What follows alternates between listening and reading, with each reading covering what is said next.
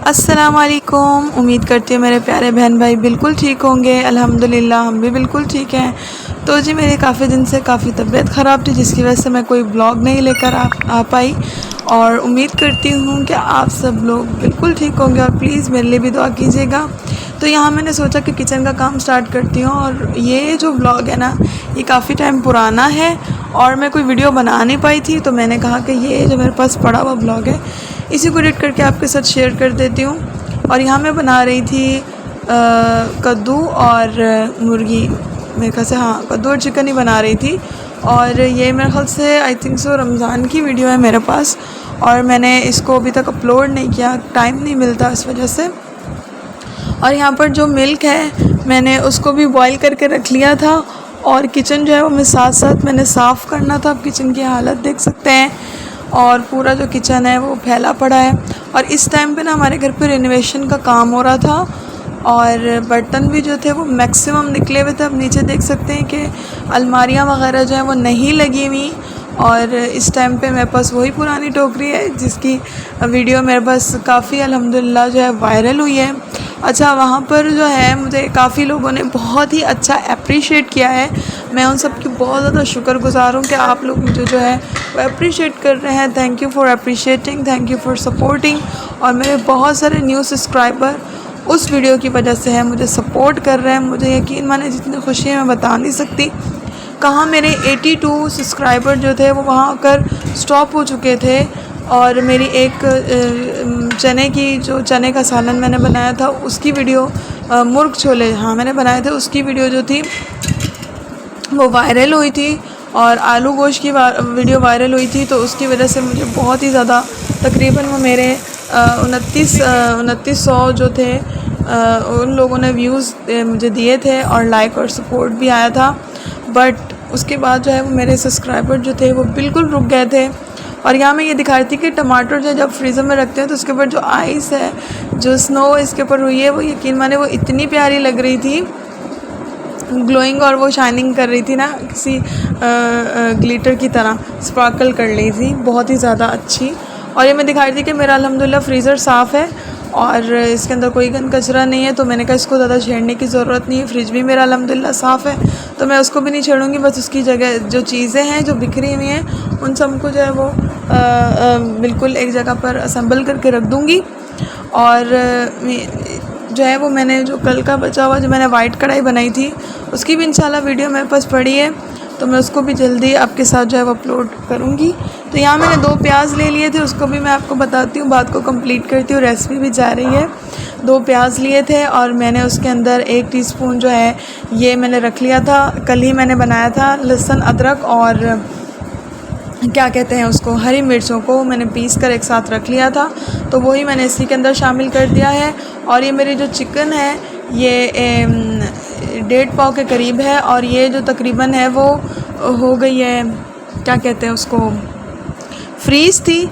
तो मैंने इसको क्या किया कि इसको ऐसे ही डालकर थोड़ा दम पर छोड़ दिया है ताकि यह खुद ही खुल जाए। और आप देख सकते हैं मुर्गी जब खुल गई है, और साथ में प्याज भी सॉफ्ट हो गए हैं, इसकी थोड़ी स्मेल भी कम हो गई है, और चिकन भी जो है वो गोल्डन ब्राउन हो चुकी है अल्हम्दुलिल्लाह।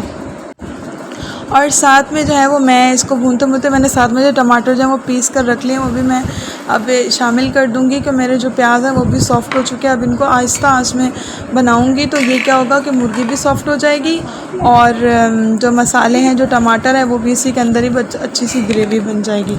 यहाँ पर जो है मैं सारे के सारे मसाले जो है वो मैं ऐड कर दूँगी अपने टेस्ट के मुताबिक। नमक और हस्ब ज़ायक़ा है, सूखा धनिया 1 टीस्पून है, और लाल मिर्च 1 टेबलस्पून है, सूखा धनिया भी 1 टेबलस्पून है, हल्दी जो है वो ½ टीस्पून है। यही बस मैंने मसाले चंद दिए और इनको मैंने इसके अंदर शामिल कर दिया है। और ये मेरे न्यू व्लॉग्स थे, आप देख सकते हैं कि मुझे कैमरा पकड़ने में और वीडियो बनाने में बड़ी मुश्किल हो रही थी। अल्हम्दुलिल्लाह जो है वो वक्त के साथ बेहतर होते जाएगा। अच्छा, मुझे जो है मैंने यहाँ पर कद्दू भी ऐड कर दिए थे, तो मैं आपको एक बात बताना चाह रही हूँ कि किसी ने मुझे कमेंट किया है कि जहाँ अच्छे कमेंट होते हैं वहाँ बुरे कमेंट्स भी होते हैं। तो किसी ने कमेंट किया है कि आपकी टोकरी तो बहुत अच्छी है मगर कम से कम बर्तन अच्छे ले लेती। तो मैं उनसे ये कहना चाहती हूँ, ये उस टाइम की वीडियोज़ है मेरे पास। मेरी प्यारी बहन या जो भी मेरे प्यारे भाई जिन्होंने कमेंट किया है, उनसे मैं ये कहूँगी कि मुझे बुरा नहीं लगा। मैं उनको लाजमी बता दूँ कि ये उस टाइम की वीडियोज़ है मेरे पास, जिस टाइम हमारा किचन जो है वो न्यू जो बना था, और सारा सामान रेनोवेशन के टाइम आपको मालूम है हमारा घर भी पूरा जो है वो हम लोगों ने रिन्यू किया था। ये टाइल्स जो है ये न्यू लगाई थी हम लोगों ने, मतलब किचन का सिर्फ मार्बल और टाइल लगी थी। अभी कबर्ड्स और अलमारियाँ वगैरह जो किचन के होते हैं वो सब वो नहीं लगी हुई थी, तो इसकी वजह से हमारे जो बर्तन है ना वो सब के सब पैक हैं, ठीक है, तो नहीं निकले हुए, सिर्फ वो जो ज़रूरत के वक्त निकले हुए हैं। और ये हमें यहाँ पर आए हुए तकरीबन कुछ ही हफ्ते हुए थे अपने घर में दोबारा शिफ्ट हुए, तो इस वजह से हमारा जो बर्तन है वो नहीं निकले हुए। तो मैं माज़रत के साथ, लेकिन मैं ये कहती हूँ कि अगर बर्तन लोहे के हैं, बर्तन प्लास्टिक के हैं, लाजमी नहीं कि कांच के बर्तनों में खाने से आपकी वैल्यू होगी। इंसान की वैल्यू उसकी जो है पहचान जो है वो उसके अखलाक से होती है, या वो कितना अच्छा है इस बात से होती है, ना कि इस बात से कि वो कैसे बर्तनों में खा रहा है। हम जो भी खा रहे हैं अल्लाह का शुक्र है, हमें बिल्कुल उस पर जो है वो शर्मिंदगी नहीं है, क्योंकि ये हमारी हैसियत है अल्हम्दुलिल्लाह। और कभी भी अपने जो है ना वो जितना अच्छा आपको मिल जाए, कभी भी उन चीज़ों पर टोन ना करें जिस वक्त से शायद आप भी गुजर चुके हों, या आप पैदाइशी अमीर हो तो मैं नहीं कह सकती। अल्हम्दुलिल्लाह हमने हर वक्त देखा है और हर वक्त में अल्लाह का शुक्र अदा किया है। और मैं सभी बहन भाइयों से ये कहना चाहती हूँ कि आप अपने वक्त से कभी भी मायूस ना हो। अगर अच्छा वक्त नहीं रहता तो बुरा भी नहीं रहता। कुछ ही टाइम पहले हमारा किचन जो है वो, हमारा घर जो है वो सारा हम लोगों ने रेनोवेट करवाया अल्हम्दुलिल्लाह। अल्लाह का बहुत शुक्र है, बहुत आसान है, कोई किसी को जताना नहीं चाहिए। अल्लाह ताला सबको अपनी छत नसीब फरमाए। तो उस टाइम पे मेरी बहन ये बर्तन जो थे ना हमने इसीलिए निकाले हुए थे, ये वो बर्तन है जो आम फालतू यूज़ में है, बाकी अच्छे बर्तन हर घर में होते हैं। और जिनके पास नहीं भी है अल्लाह का शुक्र है, वो रिज़्क़ हलाल खा रहे हैं, वही बहुत है। और ये उस टाइम की वीडियोज़ है मेरे पास, तो मैंने कहा ये मैं आप लोगों को जो है वो सारी क्लिप्स को ऐड करके तो मैं दिखा देती हूँ। उसके बाद आप देख रहे हैं, आई होप कि मेरे इस आंसर से आप माइंड नहीं करेंगे और कुछ ना कुछ आपके लिए भी सीखने के लिए होगा और मेरे लिए भी। तो आप देख सकते हैं मैंने यहाँ पर जो किचन की जो बेसन की जो है वो अच्छे से मजाई कर ली है, और इसको मांजने के बाद अच्छे से लोहे के स्क्रैपर से मैंने इसको वो कर लिया था। और आप देख सकते हैं कि ये भी माशाल्लाह बहुत ही अच्छे तरीके से चमक चुका है।